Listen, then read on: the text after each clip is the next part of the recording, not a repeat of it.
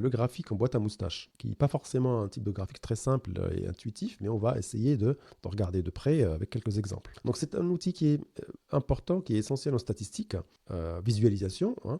Ce type de représentation est utilisé pour résumer la distribution d'un ensemble de données. Alors, il nous aide à comprendre rapidement la variabilité des données et à identifier les valeurs aberrantes ici. Alors, retenez bien le mot-clé ici, c'est le mot variabilité. On verra par la suite, on va clarifier tout ça. Alors, on l'appelle aussi boxplot en anglais. On devrait parler de boxplot. Voilà, donc comme j'ai dit, c'est très utile pour analyser et comparer la distribution de valeurs mesurées à travers plusieurs groupes ou catégories. Je vais donner un exemple.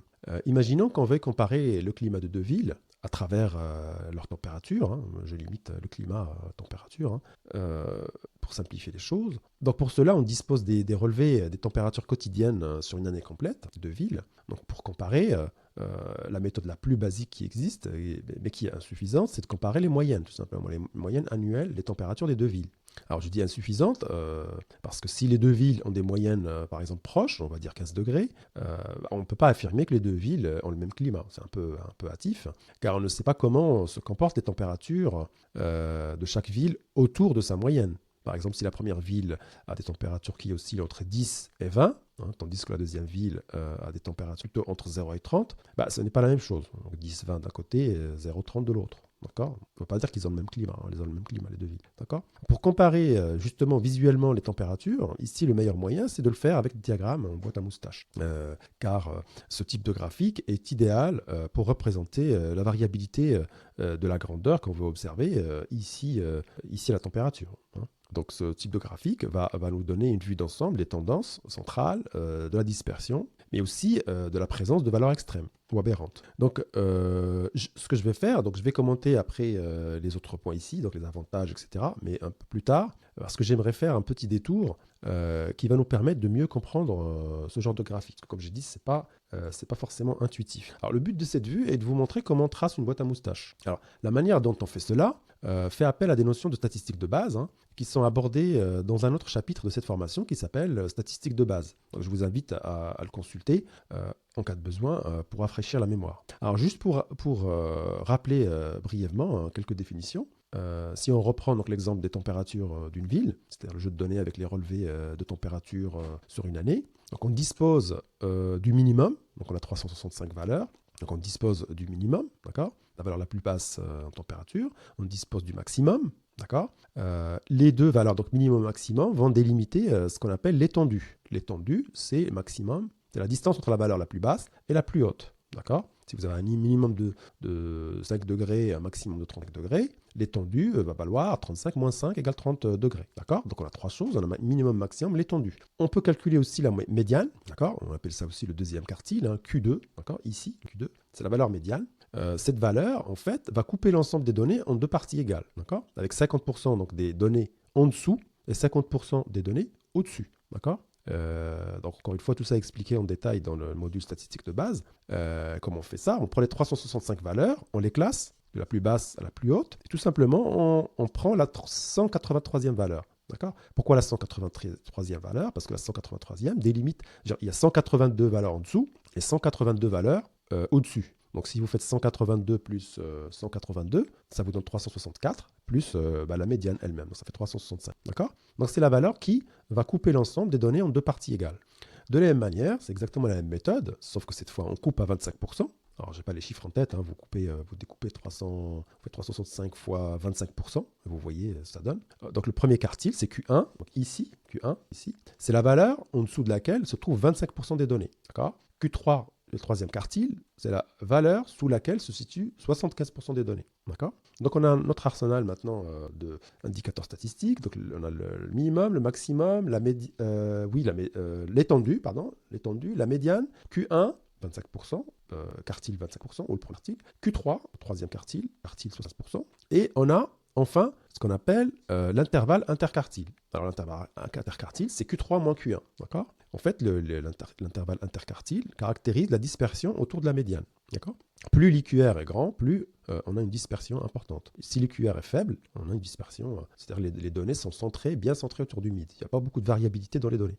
Donc ensemble, ces indicateurs que je viens de vous citer donnent une vue d'ensemble de la distribution des données. Donc cela permet de détecter pas mal de choses déjà. On peut déterminer rapidement les asymétries, les concentrations de valeurs, les valeurs aberrantes, enfin du moins les potentiels des valeurs aberrantes, etc. C'est-à-dire les valeurs qui s'écartent de manière significative de la majorité des données, des autres données. Donc comment on trace finalement notre boîte à moustache? On a tous les outils maintenant. Donc en fait, le corps, en fait, la boîte ici, elle va être délimitée par Q1 et Q3, d'accord? C'est-à-dire, on calcule Q1, donc ici, 17, hein, on calcule Q3, après ici 22, on va dire, à peu près, d'accord? Et notre boîte ici, située entre Q1 et Q3. La médiane, c'est exactement le milieu de cette boîte. On découpe la boîte en deux, hein, puisqu'ici on a 25% des valeurs, ici on a 75% des valeurs. Donc ici, forcément, comme c'est 50%, c'est entre les deux, d'accord? Alors maintenant, on va passer aux moustaches. Comment on délimite les moustaches? Les moustaches vont indiquer la variabilité en dehors des quartiles, d'accord? Alors ici, contrairement à ce qu'on peut penser, c'est pas le minimum et le maximum, d'accord? C'est pas le minimum et le maximum. En fait, on trace une frontière, d'accord, entre ce qu'on va considérer être des valeurs normales, ici, et des valeurs extrêmes, ici. De même, ici, on considère que les valeurs qui sont là sont des valeurs, entre guillemets, normales, et les valeurs qui sont au-dessus sont des valeurs extrêmes. On voit bien qu'ici, il n'y a pas de valeur extrême. On en a un ici, d'accord? Alors, il y a plusieurs méthodes pour calculer ces frontières, ici. Le 10 ici, et là, ici, à peu près 29, d'accord? Il y a plusieurs méthodes. La méthode standard, c'est de utiliser cette formule. Ça, on prend Q1, et on retranche 1,5 fois IQR, donc l'intervalle interquartile, cet intervalle-là, Q3 moins Q1, d'accord? On considère que ça, c'est une limite telle que si on la dépasse, on est dans l'extrême. Alors évidemment, on n'est pas dans des sciences exactes, là, c'est une espèce d'estimation, quoi, de moyens statistiques, etc. Pas moyens statistiques, quoi. Enfin, en général, si on prend ça, ça marche, d'accord? D'autres méthodes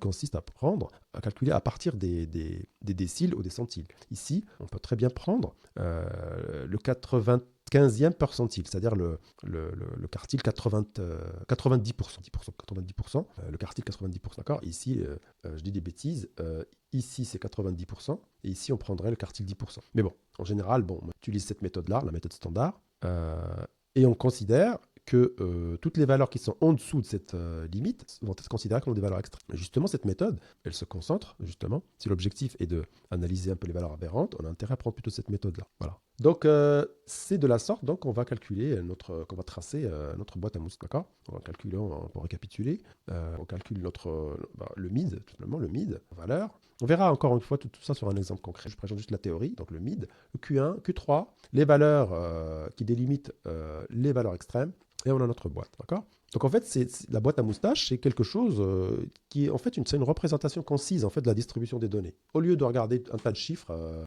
qui ne donnent rien de visuel, on va tracer cette boîte qui va nous parler. On verra par la suite comment. Donc ça inclut la tendance centrale, la dispersion, d'accord? La dispersion et les valeurs extrêmes. Voilà. J'espère que cette explication vous donne une bonne base pour comprendre comment et pourquoi on trace des boîtes à moustaches. C'est important de comprendre tout ça parce que c'est un outil qui est important dans l'analyse de données et qui offre une richesse d'informations vraiment à partir d'un simple coup d'œil. Donc on va voir dans la vue suivante, justement un exemple.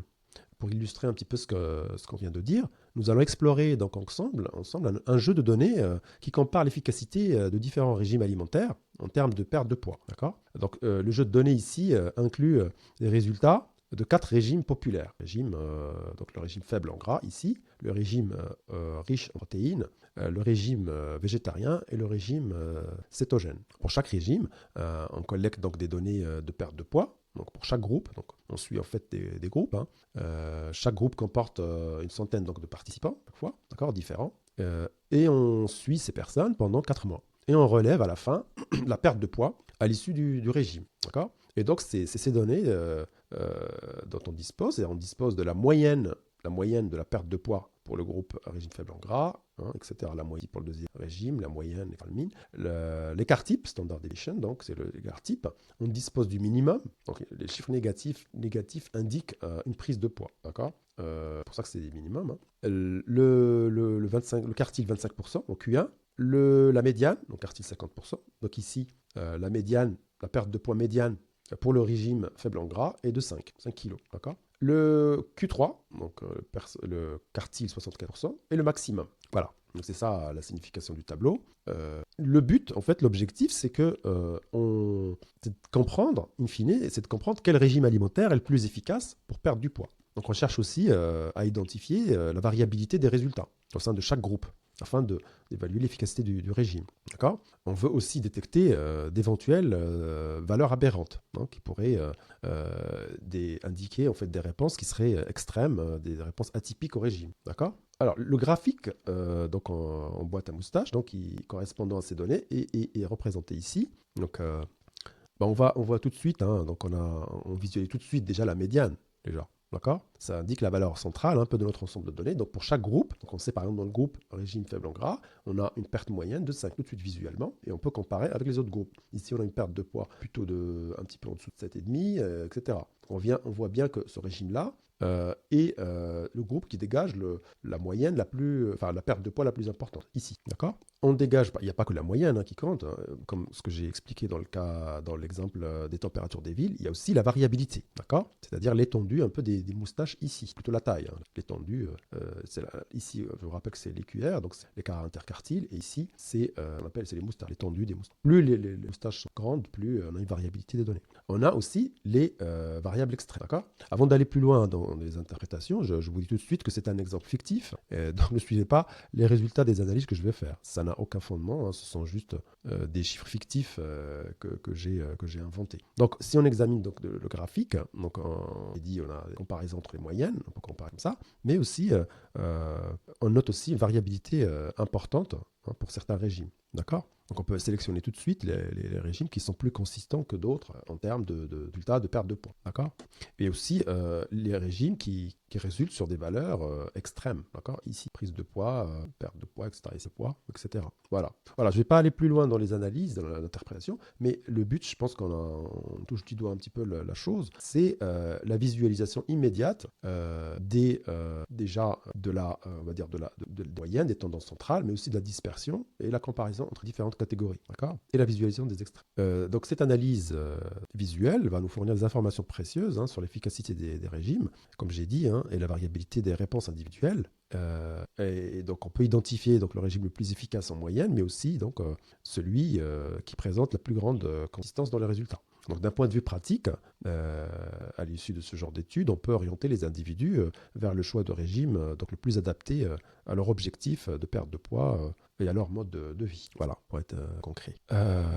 Voilà, donc ce que je vais faire, je vais revenir un peu à ma vue initiale pour un petit peu commenter ce que je vous ai expliqué. Enfin, je vais commencer à expliquer. J'ai donné la définition, mais je n'ai pas parlé des avantages et des limites. Mais vous le voyez tout de suite, les avantages, on a vu à travers les exemples. Donc, ce sont des graphiques, des types de graphiques qui permettent d'identifier facilement les anomalies. Hein, donc, ça permet de faire de la détection des valeurs aberrantes. La comparaison de distribution, donc c'est facilite la comparaison entre plusieurs ensembles de données, comme on a vu ici, ou avec les exemples de ce régime. On aurait pu le faire aussi pour l'exemple avec les villes, les températures, les climats, etc., la comparaison des climats. L'indépendance de l'échelle aussi, c'est important, parce qu'on peut comparer comme ça des distributions de différentes unités ou échelles, d'accord, par la visualisation de la distribution et de la dispersion des données. On ne peut pas comparer systématiquement les valeurs en absolu, mais on compare de distribution, quelle est celle qui offre des variabilités moins importantes, plus importantes, etc. Contrairement à des graphiques, ce qu'on a vu, à des graphiques en ligne, où l'échelle peut affecter la perception qu'on peut avoir des variations. Ici, ça n'est pas le cas.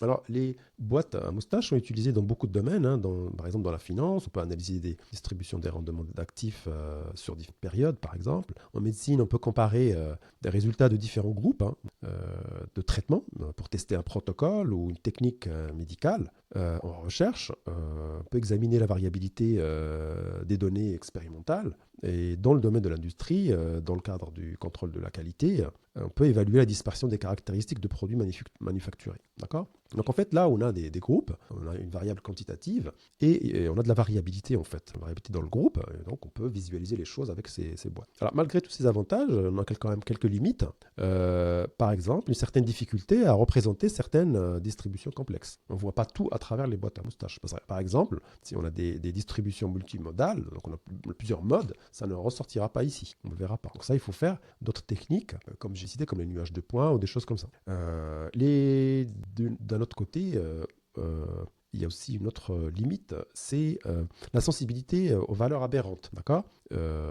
Ça peut être, dans la représentation, peut être influencé par des anomalies. Si vous avez beaucoup d'anomalies dans votre set de données, ça va être faussé. Donc, il conviendrait de faire un minimum de nettoyage, un peu de détecter les anomalies avec d'autres techniques, comme on a vu, un nuage de points ou autre, le graphique en ligne, pour nettoyer un minimum et puis refaire derrière ce genre d'analyse, visualiser la distribution.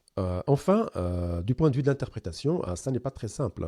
Ça nécessite quand même une certaine connaissance statistique un peu pour interpréter correctement, d'accord, voire derrière de compléter la visualisation avec des analyses statistiques plus ou moins avancées, d'accord, pour y voir clair. Voilà, donc on arrive à la fin de ce chapitre consacré aux boîtes à moustaches. J'espère que cette section vous a apporté une compréhension solide de ce type de graphique, de son importance et de la manière de l'exploiter de manière efficace dans l'analyse de vos données. Moi, je pense que c'est important de maîtriser cet outil car ça vous permet serait en mesure d'extraire des résultats qui peuvent être intéressants sur la variabilité et la distribution des ensembles de données que vous traitez. Je pense que c'est un atout qui est indéniable dans le monde de l'analyse des données.